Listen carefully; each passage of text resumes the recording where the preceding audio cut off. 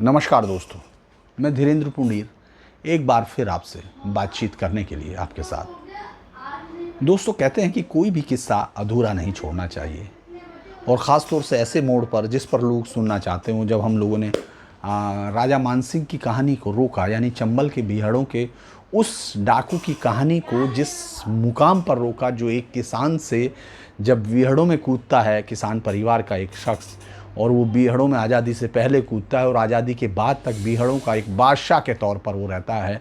चूँकि मेरा ये मानना है, हमेशा से ये मेरा व्यक्तिगत मानना है कि क्राइम की कहानियों को कभी भी आपको ग्लैमराइज नहीं करना होता, क्योंकि समाज उनसे कोई एक ऐसी शिक्षा नहीं लेता जिससे कि कोई कानून का पालन करता हो। लेकिन आप देखेंगे कि हमेशा कोई ना कोई शख्स निकलता है और वो गैर कानूनी दायरे में रहते हुए भी तमाम लोगों की इज्जत अर्जित करता है। उसी तरह की कहानी राजा मानसिंह की थी, जो किसान होते हुए भी लोगों की नज़र में राजा कहलाया। इतने हज़ारों से ज़्यादा डकैतियाँ उसके नाम में शामिल, 185 कत्ल, और इसके बावजूद ऐसी अनगिनत कहानियाँ जिनमें कि उनके लोगों का नाम, उसका नाम नहीं, लेकिन वो उसका गैंग पूरे इलाके में चंबल के राज करता था, लोग उसके साथ खड़े होते थे। लेकिन ये कहानी जिस तरह से हज़ारों शादियों में पैसा देना, लोगों की मदद करना, चूँकि किसान परिवार से, खुद किसान होने के नाते बाकी किसानों को लूट न करना, यानी उनके साथ कभी इस तरह का चंबल के डाकुओं में जिस तरह की रवायत आप देखते हैं, जिस पर वो आज गर्व करते हैं, वो या जिस पर बातचीत करते हुए वो आपके साथ, अगर कभी आपका उनसे सामना हो, तो जब वो बात करते हैं तो जिन कहानियों की, जिन रवायतों की बात करते हैं, वो राजा मानसिंह की समय शुरू करी गई रवायतें हैं। तो हम आज उस किस्से पर आगे बढ़ते हैं कि किस तरह से मानसिंह का बेटा जब अरेस्ट होता है, तहसीलदार सिंह, उसको बचाने के लिए, यानी उसके खिलाफ कोई गवाही ना बन सके, उसने मानसिंह को जैसे एकदम बदल के रख दिया। यानी मानसिंह उस समय तक बिल्कुल जैसे एक रिटायर की ज़िंदगी, क्योंकि ये जानता था कि वो वापस नहीं लौट सकता है। 1700 पुलिस फोर्स की कमिटेड, वो डोगरा रेजिमेंट की आर्मी की एक लोग, इसके पूरी एक यूनिट्स आर्मी की, इसके अलावा गोरखा बटालियन जो तैयार की गई, वो तमाम लोग उसको गांव-गांव चंबल के अलग अलग कोनों में खोज रहे हैं। उसके लिए संयुक्त प्रांत के और उत्तर प्रदेश या मध्य प्रदेश, सेंट्रल इंडिया से, और या राजस्थान, इन तमाम पुलिस वाले एक दूसरे के साथ कोऑर्डिनेशन कर चुके थे, और वो किसी भी कीमत पर राजा मानसिंह के गैंग को अब ठिकाने लगाना चाहते थे। 1951 में उसके एक गैंग के साथ मुठभेड़ होती है, बहुत बड़ी मुठभेड़ होती है, और चरना जो उसका लेफ्टिनेंट माना जाता था, उसके 14 लोगों को पुलिस मौके पर ढेर कर देती है, लेकिन चरना निकलकर भागने में कामयाब हो जाता है। ये 1951 की घटना है।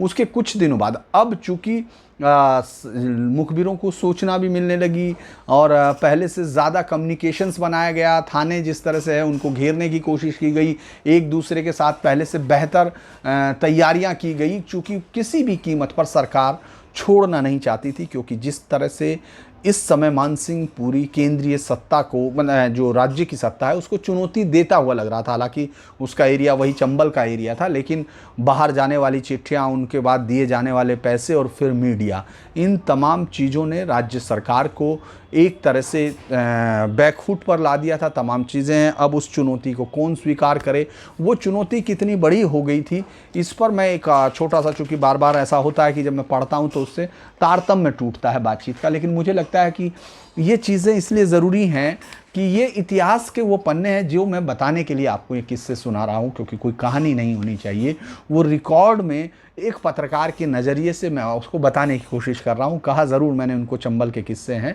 लेकिन ये चंबल के दस्तावेज़ हैं जो मैं आप लोगों के साथ उनकी रोचकता के साथ शेयर करना चाहता हूँ, लेकिन उनका कहीं भी जो उनके तथ्य हैं वो गड़बड़ ना हो सकें। इसीलिए ये तरंगी की, जो मैंने आपको पिछली बार भी बताया था कि तरंगी बहुत ही ज़बरदस्त तरीके से उस समय के कवि वहाँ के, और प्रबंध काव्य लिखा उसने मध्य प्रदेश में, उसी पर एक उन्होंने कहा कि जब मानसिंह की चुनौती को उन्होंने लिखा कि वह स्वयं विश्वविद्यालय है, डाके का मंत्र पढ़ाता है, दल नए नए पैदा करना, डाकू जो नए बनाता है।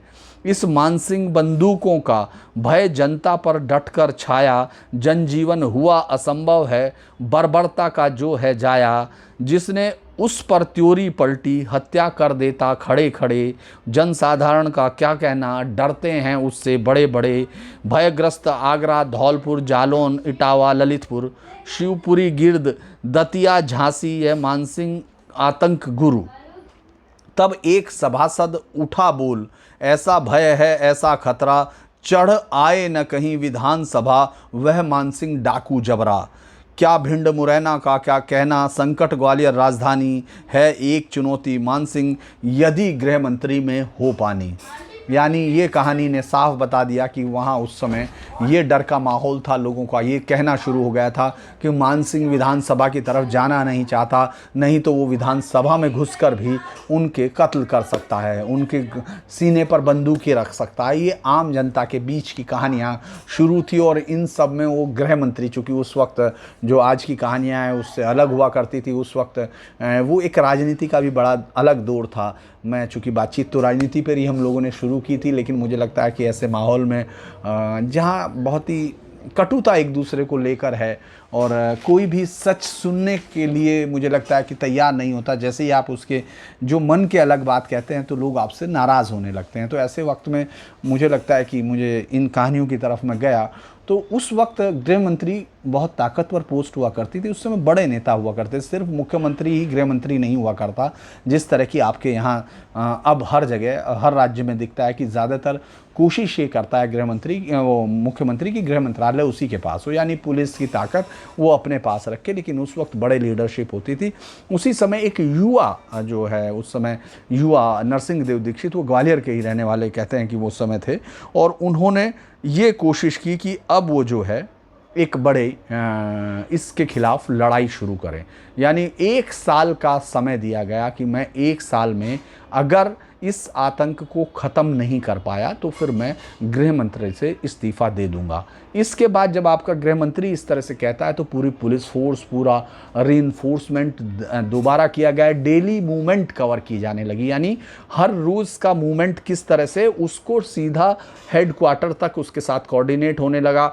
ये कोशिश की जा रही थी नए नए जो संसाधन हैं उनको किसी तरह चंबल में लगाया जाए और उससे पूरी मूवमेंट को ट्रैक किया जाए। यानी डाकू का गैंग कल कहाँ था, उनके समर्थक कहाँ कहाँ हैं, उन सब की लिस्टें पहले बन चुकी थी कि उसको कहाँ शरण मिलती है, किस गांव में उसको किस आदमी से हथियार मिलते हैं, किस आदमी से खाना। एक और हमेशा एक बड़ा इंटरेस्टिंग ये रहेगा कि चंबल में हमेशा आधुनिक हथियार उनके पास रहे हैं। पुलिस के पास जब मस्कट होती थी उनके पास उससे बेहतर राइफल्स होती थी।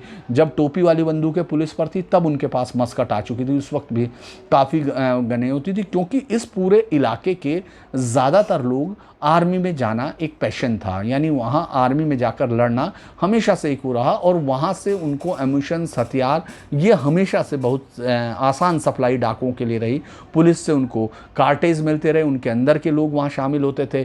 ये तमाम चीज़ें हमेशा से उसका पूरा एक हिस्सा रही हैं। तो हथियारों की उनको कमी नहीं होती थी, लेकिन अब उस सप्लाई चेन को काटने की कोशिश सरकार करने लगी। खुद गृह मंत्री अगर रोज़ उस डिटेल को देख रहे हैं तो आप उसको आज के हिसाब से भी देख सकते हैं कि किस तरह से वो पूरा माहौल उस समय मान सिंह को इस समय पूरा कंट्रोल करके उसको एलिमिनेट कर देने के लिए एक तैयारी के साथ था। इस बार की तैयारी बड़ी तैयारी थी। हालांकि मान सिंह जब से तहसीलदार सिंह के जेल जाने के बाद, चरना की मौत के बाद, चूँकि 1953 में फिर एक और एनकाउंटर होता है जिसमें उसका जो मेन एक और आदमी था चरना, उसका एनकाउंटर हो जाता है। उसमें लगभग 14 डकैते एक साथ मारे जाते हैं। वो बहुत बड़ी कामयाबी थी उस बीहड़ में। उसके साथ ही एक बड़े हथियारों का जो जखीरा है वो भी साथ चला जाता है। उनके पास जो अपने हथियार थे और एक ऐसे आदमी जो उसके इशारे पर कहीं भी कत्ल कर देने से कभी हिचकिचाते नहीं थे, वो तमाम लोग वहाँ जब मारे जाते हैं धीरे धीरे मान सिंह इस जो सरकार की हीट है उसको फील करने लगता है। यानी उसके पास उसका जो गैंग है धीरे धीरे कमज़ोर होने लगता है। ये हमको दिखने लगता है कि उसके बाद जो उसके जो हमले हैं उसके वो सेलेक्टेड होने लगते हैं। उसके पास जो सहायता रसद जो पहुंचती थी वो थोड़ा थोड़ा कम होने लगती है और उसकी जो तमाम मूवमेंट है वो रिस्ट्रिक्ट होने लगती है। इसके बाद में मैं बता रहा हूँ कि 11 यानी 3 नवंबर 1954 को मान सिंह तहसीलदार पकड़ा गया था। उसके बाद किस तरह से मर्डर हुए, तो रूपा लाखन उसके जो सबसे करीबी आदमी उस समय रूपा और लाखन हो चुके थे। लाखन और रूपा ने उसके बाद भी पूरे चंबल में किस तरह का आतंक मचाया, किस तरह हिंदी फिल्में रूपा और लाखन की ज़िंदगी पर बनी, उस पर हम अगले एपिसोड्स में बात करेंगे, क्योंकि वही फिर इसके बाद चंबल के आतंक बने। लेकिन वो इसी के शिष्य थे, इसी के गैंग के आदमी थे। उनमें से एक का निशाना, एक गोली, एक निशाना था, तो दूसरे का जिगर इतना, उसका शार्प इतना दिमाग कि वो पहले से चाल भांप लेता था कि इस समय कौन, पुलिस का मूवमेंट क्या होगा। उन सब के साथ रहते रहते ये काफ़ी बड़ा एक बड़ा ग्रुप था। लेकिन ये जो दोनों के बीच की लड़ाई है वो भी बड़ी हो रही थी, क्योंकि मान सिंह जिस तरह से कमज़ोर हो रहा था, उसका बेटा 2 मारे जा चुके थे पहले, एक बेटा अंदर था, एनकाउंटर हो ही रहे थे, साथ में सूबेदार सिंह जो उसका बेटा था वो उसके साथ बचा हुआ था। लेकिन रूपा और जो लाखन के गैंग थे वो बहुत बड़े गैंग, ये कहा जाता है 200-300 की जो गैंग होती थी उसको, चूँकि अब एक साथ लेकर चलना संभव नहीं था, क्योंकि अगर आपकी हर तरफ से मूवमेंट वॉच की जा रही हो तो ये बहुत असंभव था कि आप इतनी बड़ी गैंग को लेकर एक साथ कहीं भी जा सकें।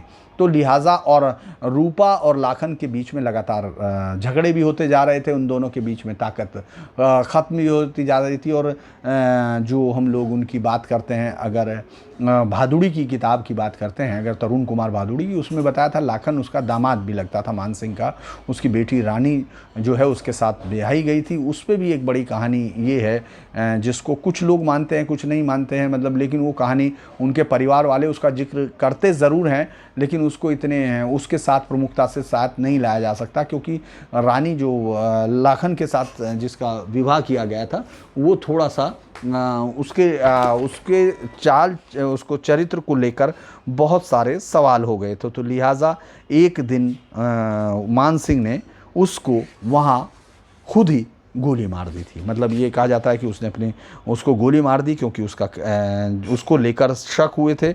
और इसी के बाद मान सिंह जो है, लाखन उस ग्रुप से धीरे धीरे अलग भी हुआ, और मान सिंह ने माफ़ कीजिएगा, लाखन सिंह और इसके बीच में बढ़ती हुई रूपा की दुश्मनी को लेकर दोनों मान सिंह ने लाखन को अलग कर दिया। लाखन एक गैंग लेकर अलग से ऑपरेट करने लगा। उससे पहले सुल्ताना को पुतली बाई के साथ, चूँकि महिला एक गैंग में नहीं रह सकती थी, और सुल्ताना डाकू का इश्क पुतली बाई के साथ बढ़ता चला जा रहा था, तो इसीलिए उसको छोड़ना नहीं चाहता था। उसका ये कहना था कि पुतली बाई वापस जाती है तो पुलिस वाले इसका इस्तेमाल करते हैं। वो भी कहानी हम आपको अगले एपिसोड्स में बताएंगे, अलग अलग एपिसोड में, कि पुतली बाई कैसे चंबल की एक पहली महिला डकैत थी जो दोनों हाथों से निशाना लगाती थी, और किस तरह से वो दौड़ती है। आज भी अगर आप कभी डाकू मलखान सिंह या तमाम ऐसे पुराने जिन्होंने आत्मसमर्पण किया, लेकिन एक ज़माने में वो चंबल के एक बड़े कहर का नाम हुआ करते थे, उनसे बात करते हैं तो वो ये मानते हैं कि पुतली बाई ही पहली और आखिरी महिला डकैत थी जो पुरुषों की सत्ता को बराबर से चुनौती देती थी, कमज़ोर नहीं थी। तो उस समय सुल्ताना भी अलग हो चुका था, तो लगातार बढ़ता हुआ प्रेशर जो है उस पर बढ़ता जा रहा था, और आखिर में मान सिंह फिर धीरे धीरे उस हिस्से की तरफ जा रहा था जहां उसकी कहानी को अब आखिरी पन्नों पर सिमटना था। अब मान सिंह उससे पहले खेड़ा राठौड़ को छोड़ ही चुका था, वो जा चुका था। अब उसके बाद यहाँ से आगे बढ़ने पर ये हम लोग बात करते हैं कि थोड़ा सा मुझे पढ़ना पड़ेगा आपके लिए ताकि ये बात करें। मध्य भारत विधानसभा में प्रशासन की सख्त आलोचना के चलते मान सिंह ने मध्य भारत के पुलिस के 37 आदमियों को मुठभेड़ों में मारा गया। एक संयुक्त कमान के दौरान मान सिंह के विरुद्ध लड़ते हुए 2 हेड कांस्टेबल 18 सिपाही शहीद हुए। इसके बाद मध्य भारत विधानसभा में चुनौती देने लगी, मैंने आपको बताया नरसिंह देव दीक्षित ने, और 1 वर्ष में मान सिंह के उन्मूलन को वो कहा। लेकिन मान सिंह ने इस चुनौती को स्वीकार किया, नरसिंह देव दीक्षित की इस चुनौती को उसने स्वीकार किया और अपने आतंक को तेज़ कर दिया। पूरे उसने दर्जनों आदमी मुखबरी के आरोप में कत्ल किए, जैसे पहले बेटे की मुखबरी में, उसके बाद जो गैंग का मूवमेंट है, और उसके बाद गैंग की जो लोग बाहर से मदद करते थे वो जब भी पकड़े जाते थे तो मान सिंह उनके बदले में उन तमाम मुखबिरों को जिन पर वो शक होता था लाइन में खड़े करके मार दिया करता था, क्योंकि उन्हीं की उसको लगता था कि ये लोग पुलिस को उसकी मूवमेंट दे रहे हैं। तो ये सारी चीज़ें भी लगातार बढ़ रही थी, पुलिस के साथ मुठभेड़ें लगातार होती जा रही थी और डाकुओं की संख्या कम होती जा रही थी। अब 15 अगस्त 1955 के मान सिंह के खिलाफ एक अभूतपूर्व अभियान शुरू किया गया। 10 दिन तक अभियान चलता रहा और 3 बार लड़ते लड़ते मान सिंह शिकंजा तोड़कर नदियों और बीहड़ों के सहारे निकल गया। अब ये 25 तारीख की एक बड़ी चुनौती थी कि 25 अगस्त को जो हुआ उससे पहले 24 अगस्त को एक सूचना मिली। हाँ, मैं ये बता रहा हूँ, मानसिंह के उन्मूलन के एक बटालियन बुलाई गई। 1955 में ये अभियान शुरू हुआ था और एक बटालियन बुलाई गई और नई प्लाटून जो खड़ी की गई थी उसमें चुनिंदा गोरखा और गढ़वाली लोगों को शामिल किया गया, क्योंकि जिस तेजी से वो पहाड़ पर चढ़ते हैं, ये उस समय एक नया प्रयोग के तौर पर देखा गया कि ये कोशिश की जाए कि किस तरह से चंबल के बीहड़ों में गारों से एकदम सीधे तौर पर तेजी से चढ़ते हुए, यानी डाकुओं से भी तेजी से चढ़ सके पुलिस वाला जो दल है, उसकी एक कंसेप्ट को लेकर ये सब तैयार किए गए। और इसका पूरा और इसका फायदा क्या मिला ये भी आपको इस कहानी का आखिरी इसी से इस कहानी का अंत होता है, वो भी हम आपको बताने की कोशिश करते हैं कि पुलिस और डाकुओं का ये खेल जो है कभी ना ख़त्म होने वाला था। चंबल नदी के बचने के सारे रास्ते सील कर दिए गए। मानसिंह से अनेक मुठभेड़ जो है चंदपुरा, बबेड़ी, बिगलौरी अन्य स्थानों पर हुई, लेकिन हर बार बच कर निकलता रहा। ये उन लास्ट दिनों की बात है, 15 दिनों की, जब मानसिंह को चारों तरफ से घेर लिया गया था, उसके बाकी ग्रुप से उसके अलग कर दिया गया था। जो 15-20 लोग उसके पास बचे थे, उन्हीं लोगों के साथ मानसिंह को किसी भी तरफ से रास्ते से जाने नहीं दिया जाए, ये पूरी कोशिश कर रही थी। और पुलिस के लिए ऐसा लग रहा था जैसे ये आखिरी लड़ाई है, क्योंकि अगर फिर बीहड़ों में निकलकर मानसिंह पहुंच जाता है उसी अपने ठिकानों के बीच में, तो फिर बहुत मुश्किल था कि पुलिस इतना मौका फिर हासिल कर सके। और पुलिस पर दबाव भी था, क्योंकि उधर समय भी पूरा होना था। ये देखना था कि कहीं अपने गृह मंत्री को इस्तीफा देना पड़ जाए, ये भी बड़ी शर्मनाक बात हो सकती थी। अब 24 अगस्त 1955 को सूचना मिली कि भिंड से 5 मील दूर लावण की ओर एक गैंग का, उन्हीं के गैंग का मूवमेंट है। एसएएफ की प्लाटून जो स्पेशल पुलिस बनाई गई थी, उसका फोर्स का प्लाटून का मूवमेंट चल दिया। अगली सुबह एक प्लाटून कैप्टन सीएफ सफाले के नेतृत्व में भिंड पहुंची, वो भी गांव लावण की ओर बिखर कर लग गई। यानी फिर एक और प्लाटून लगातार जो पूरी है, ये तय हो गया कि उसके आसपास गैंग का मानसिंह के मूवमेंट है, तो आसपास का तमाम पुलिस बल तमाम इकट्ठा कर लिया गया और वो वहाँ पहुँचने लगा। 2 प्लाटून, अब मानसिंह ये पता चला कि मानसिंह पूर्व दिशा की बढ़ा, तो कैप्टन चपाले ने एक और प्लाटून पूर्व दिशा में और 2 प्लाटून दूसरी तरफ भेज दी, यानी आमने सामने, ताकि निकल ना सके, क्योंकि पहले से दक्षिण और पूरब के मूवमेंट को सीज कर लिया गया था। अब प्लाटून कैप्टन दृढ़ प्रतिज्ञ होकर प्लाटून आगे बढ़ी। रास्ते में गांव का नाई मिला जिसने दूर पूर्व की तरफ विजयपुर, कांकरपुरा, कांकर नकापुरा की तरफ इशारा किया।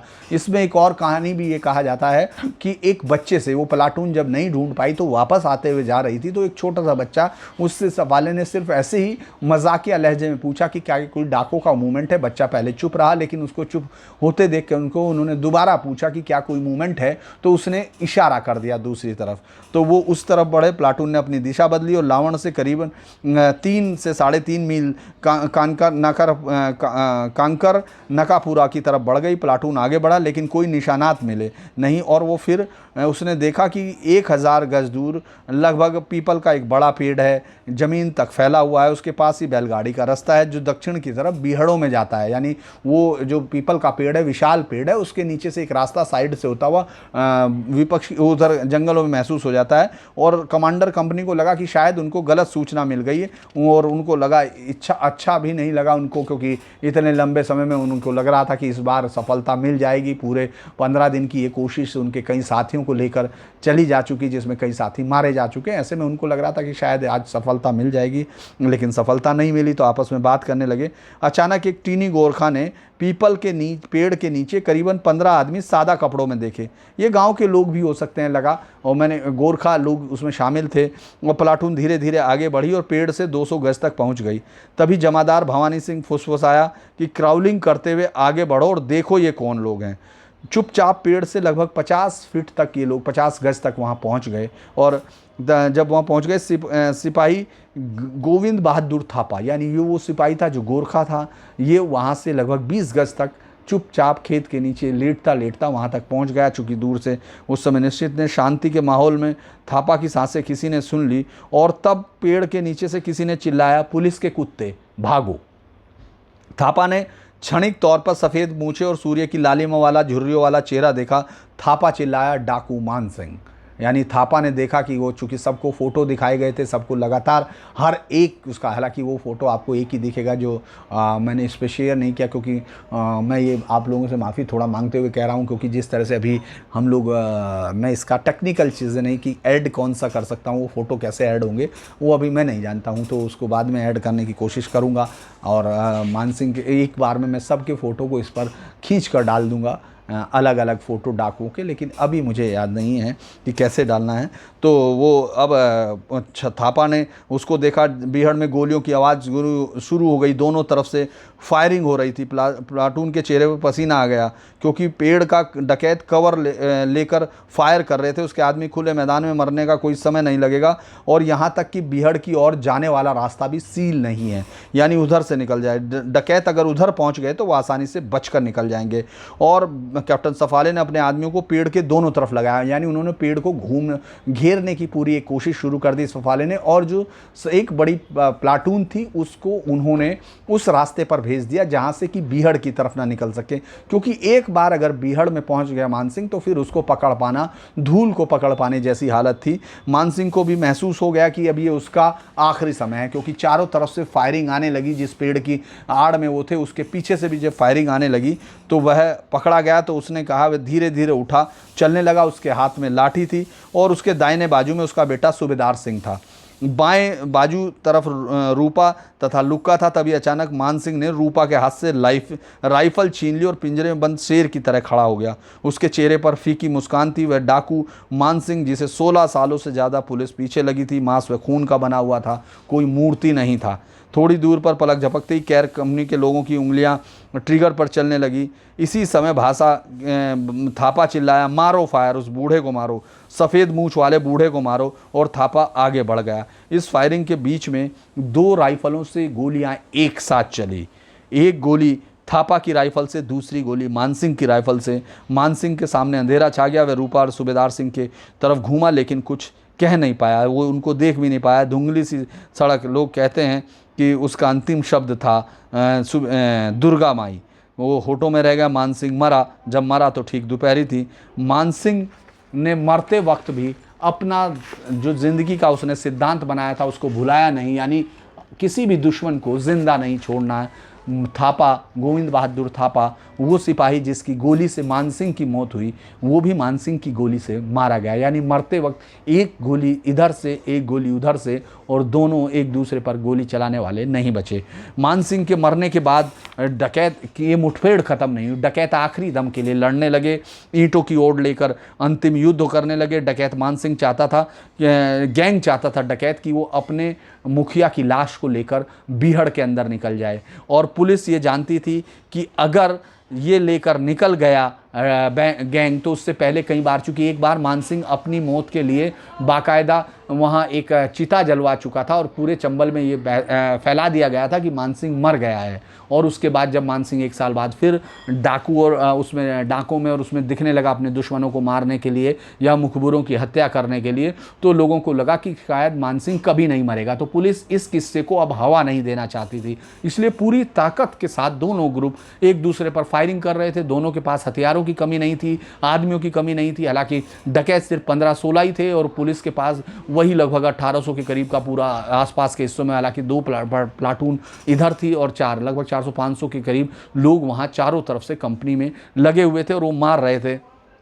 गैंग कभी नहीं चाहता था कि दाऊ की लाश पुलिस के हाथ लगे। दूसरी तरफ पुलिस के लिए मानसिंह की लाश इनाम दिलाने वाली थी। बिना लाश के कोई नहीं मानने वाला था कि मानसिंह, क्योंकि यहाँ कहावत चंबल में बीहड़ों में चलती थी कि मानसिंह को मारने वाली गोली अभी कभी बनी ही नहीं। वो गोली हिंदुस्तान के कारखानों में हथियारों के बनी नहीं जो मानसिंह की जान ले सके। अब इसीलिए अब अंधेरा होने वाला था, घंटों हो चुके थे, मुठभेड़ लगातार जारी थी, सभी काम जल्दी जल्दी निपटाने थे।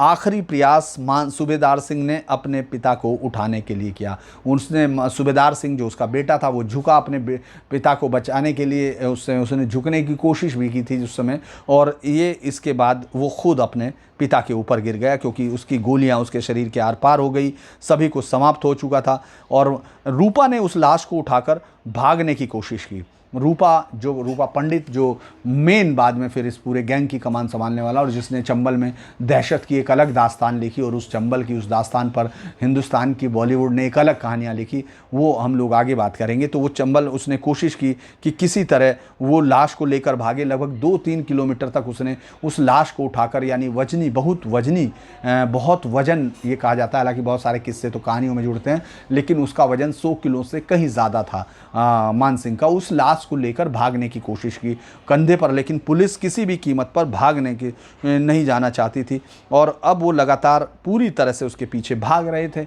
और पुलिस लाश को गिराने की कोशिश थी। आखिर में रूपा पंडित ने उस लाश को नीचे रखा और आखिरी बार अपने दाऊ को नमस्कार किया। रूपा पंडित ने, लोग कहते हैं, उसी वक्त कसम खाई कि वो उसको नहीं छोड़ेगा, क्योंकि रूपा के लिए वो उसका पिता था और पूरी ज़िंदगी में मान सिंह ने रूपा को ये कभी एहसास नहीं होने दिया कि वो उसका बाप नहीं है। तो इसके बाद ऑपरेशन मान सिंह ख़त्म हुआ। अब 20वीं शताब्दी का रॉबिन हुड इग्नोमिस इतिहास का हिस्सा बन गया। उस रात को युवा गृह मंत्री दीक्षित ने प्रेस वार्ता बुलाई और जिसमें कहा कि वह मान सिंह का मौत बताना चाहते हैं। लेकिन अभी भी एक समस्या थी कि आखिर कौन है जो मान सिंह की लाश को देखकर कहे कि ये बागी मान सिंह की लाश है, क्योंकि ये पहचान भी बहुत ज़रूरी थी ताकि पूरे देश के उठने वाले सवाल, पत्रकारों के सवालों का जवाब दिया जा सके। आखिर कौन उसको पहचानेगा। कुछ तेज़ तर्रार पत्रकार उदितपुरा की ओर दौड़ पड़े, जहां उसकी पत्नी रहती थी। उदितपुरा वो पहुंचे और वो अविश्वास में थी, लेकिन जब मान सिंह की लाश को उसने पड़े सफ़ेद कपड़े को चेहरे से हटाया गया तो एक सेकंड के लिए जैसे सारा संसार थम गया। वो नियंत्रण खो बैठी। उसने अपनी चूड़ियाँ अपने पति के माथे पर फोड़ दी, चूड़ियों के टुकड़े टुकड़े कर दिए।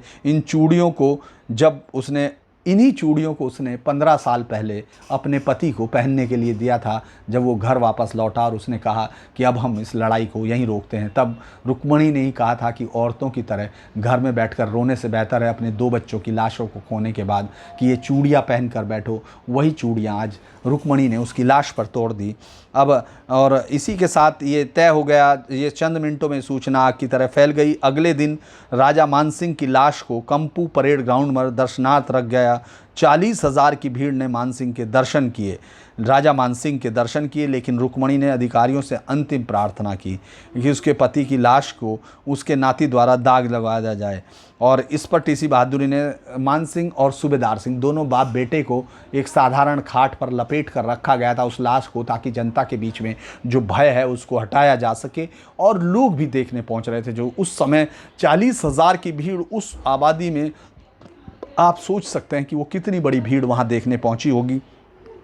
टीसी बहादुर ने लिखा कि जो at the parade ground 1000 miles round the bodies of Man Singh and Subedar Singh two ordinary coats tied around somewhat crudely with rope on a small plaque near the courts were written killed by special armed police at Kakran Kapura Bhind 25/8/55 डकैत मान Singh and Subedar Singh. और इस पर प्रधानमंत्री जवाहरलाल नेहरू, गृह मंत्री GB Pant तथा महामहिम राष्ट्रपति राजेंद्र प्रसाद के भी बधाई के तार आए।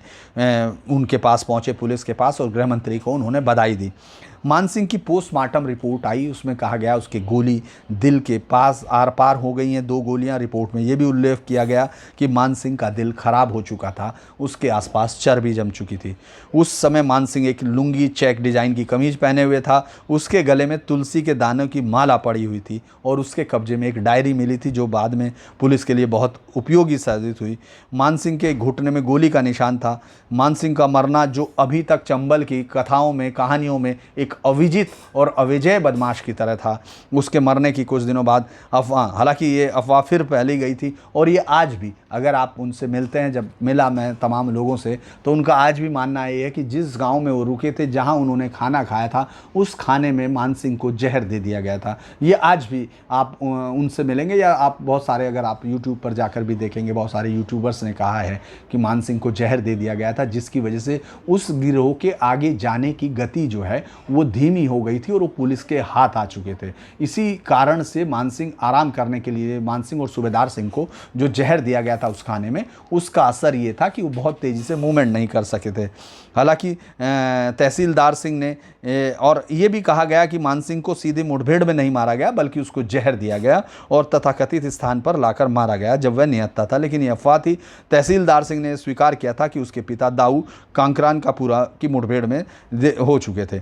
मान सिंह जो एक खूंखार डकैत था, उसके बाद मरने की शांति नहीं हुई, लेकिन उसका वजन 101 क्विंटल था। मान सिंह के ऑपरेशन में 1 करोड़ उस जमाने में खर्च किए गए थे। 1 करोड़ रुपए को अगर आप आज देखेंगे तो शायद ये रकम बहुत बड़ी रकम बनेगी। मैं उस पर अपनी तरफ से कुछ नहीं कहूँगा। उसके मान सिंह ने करीब 185 मर्डर, 1102 डकैतियाँ, अपहरण से 50 लाख रुपए वसूले थे और 1954 तक 80 मुठभेड़ें मान सिंह से हुई। कोई इसको 94 भी कहता है, अलग अलग रिकॉर्ड्स में इसको 94 मुठभेड़ भी कहा गया। और पुलिस के करीब 32 आदमी मारे गए थे उसमें और इसके 15 आदमी डकैत मारे गए थे। कुछ दिनों बाद ग्वालियर के जयविलास पैलेस में एक समारोह आयोजित किया गया। एक साइटेशन पढ़ा गया जिसमें सिपाही गोविंद बहादुर थापा की वीरता के गुणगान गाए, क्योंकि वही सिपाही जिसकी गोली से मान सिंह की मौत हुई उसका नाम गोविंद बहादुर थापा था। अब उसकी तारीफ की गई। डायस के सामने थापा की विधवा अपनी एक छोटी सी लड़की के साथ उपस्थित हुई। उसे मरणोपरांत वीरता का इनाम दिया गया। राष्ट्रपति महोदय डॉक्टर राजेंद्र प्रसाद खुद उपस्थित हुए थे, लेकिन उस समय छोटी सी लड़की जिसको ये मालूम नहीं था कि आखिर क्या हुआ, जब वह बड़ी हुई तब उसे मान सिंह के बारे में समझ में आया होगा। लेकिन आज मान सिंह की कहानियाँ मैं आपको सुना रहा हूँ, लेकिन कोई नहीं जानता। मैंने भी बहुत कोशिश की कि गोविंद बहादुर थापा के परिवार के बारे में ये जाना जा सके कि आखिर उसका परिवार अब कहाँ रहता है। पुलिस के रिकॉर्ड्स में सिर्फ लिखा हुआ है गोविंद बहादुर थापा, जिसको मरणोपरांत वीरता का पुरस्कार दिया गया, उसके परिवार को। उसके बाद का कोई रिकॉर्ड हमको वहाँ नहीं मिलता। लेकिन भवानी सिंह ने, जो जमादार भवानी सिंह जिसके नेतृत्व में ये मुठभेड़ हुई थी, उसका जब इंटरव्यू लिया गया तो उसने कहा था कि एज आई लेड, मैं जब हम लोग वहाँ पहुँचे कांकरान का पूरा, we notice person sitting open drinking milk, दूध पी रहा था और कुछ खा रहा था। जब हम वहाँ पहुँचे 60 गज पे तो हम लोगों ने अचानक गोलियों की एक बौछार हुई। मैंने मेरे आदमियों को पोजीशन लेने के लिए कहा। वो प्लेन लोकेशन थी जहां वो बैठे थे, लेकिन उसके कुछ ही दूर पीपल के पेड़ के नीचे वो रास्ता था जहां से वो लोग जा सकते थे। तो मैंने देखा कि वो मान सिंह है, तो मेरे आदमियों को सीधे तौर पर निशाना बनाने के लिए सिर्फ मान सिंह को कहा कि किसी भी कीमत पर वो मान सिंह वहां से निकल ना सके। Thapa aimed his tommy gun, stood up and fire old man in white whisker. Man Singh return fire with tommy gun, दोनों ने टॉमी गन के साथ, but he was first to fall and next was Thapa. पहले मान सिंह गिरा और उसके बाद थापा गिरा। देन मान सिंह, सन सूबेदार सिंह और उसका लेफ्टिनेंट रूपा, दोनों ने ट्राई की अपनी बॉडी को ले जाने के। लीडर की Subedar and Rupa abuse us saying you dogs of the police go back otherwise we will kill of you. वो दोनों चिल्ला रहे थे, पुलिस के कुत्तों वापस हो जाओ, नहीं तो हम तुम सबको मार डालेंगे। मान सिंह के बाद ये कहानी अलग हुई, उस पर किसको हुआ ये मैं आगे की तरफ बढ़ेंगे कि किस तरह से इस बेडलैंड में आगे की कहानियाँ शुरू हुई। लेकिन ये समस्या यहाँ ख़त्म नहीं हुई। मैं थोड़ी सी चीज़ें और बता देना चाहता हूँ। हालांकि मान सिंह की कहानी ख़त्म हो गई, लेकिन मान सिंह की एक किताब, मान सिंह पर अलग अलग किताबें मैंने आपको बताई थी, इसलिए ताकि आप रेफरेंस के लिए और डिटेल में पढ़ सकते हैं अगर आपका इंटरेस्ट हो। ये the tales of Man Singh, king of Indian डकैत, कैनेथ एंडरसन की बुक है जो उस वक्त था। ये उसकी बुक है जो आपको मिल सकती है। ये बुक अगर आप ट्राई करेंगे तो आप ढूंढ पाएंगे। ये वैली ऑफ टेरर है, ये Chambal the valley of terror, जिसको बहादुरी ने लिखा था, टीसी बहादुरी ने। मैं कैनेथ एंडरसन की उस किताब का कुछ हिस्सा आपको बता देना चाहूँगा, क्योंकि अगली बार फिर हम लोग अलग कहानी शुरू करेंगे कि किस तरह से डोमेस्टिक लीडरशिप पे ये मैं आपको कहानियाँ तो और भी हैं चंबल के। इसके बाद हम लोग वो शुरू करेंगे कि किस तरह से जो आपने देखा, जो तमाम लोगों ने फिल्मों में देखा, वो कहानियाँ रूपा पंडित से शुरू होती है, क्योंकि राजा मान सिंह को लेकर भी 3 फिल्में बनी। लेकिन जो 60,000, अब इसमें आखिरी दिन इसकी किताब, चूँकि अलग अलग किताब है, थोड़ा सा इसको ख़त्म कर रहे हैं, हो सकता है थोड़ा सा लंबा हो जाए, आप लोगों को थोड़ा सा बोरिंग लग सकता है, लेकिन मेरा ये मानना है कि आपको ये रेफरेंस दे दिया जाए कि कैनेथ एंडरसन ने उस आखिरी दिन को क्या लिखा। क्योंकि हिंदुस्तान के किसी भी क्राइम के इतिहास में इस तरह का विदाई शायद आपने कहीं सुनी होगी। लास्ट दिन अनदर 60,000 लोग वहाँ पहुँचे डेड बॉडी ग्वालियर सिटी उसको फाइनल रेस्पेक्ट देने के लिए। पूरी तरह साइलेंस थी, वो सिर्फ प्रेयर प्रार्थनाओं के साथ जो पिता और उसके बेटे को दी जा रही थी, और रोने की आवाज़ें वहाँ चारों तरफ घूम रही थी। वहाँ ऐसा नहीं था, लग रहा था कि जैसे किसी एक अपने को लोग विदाई देते रुक रहे थे। पीपल बेंट लो टू सलाम him. Ex-soldier and pensioner from all branches of the service turned out in full uniform, wearing their war medal.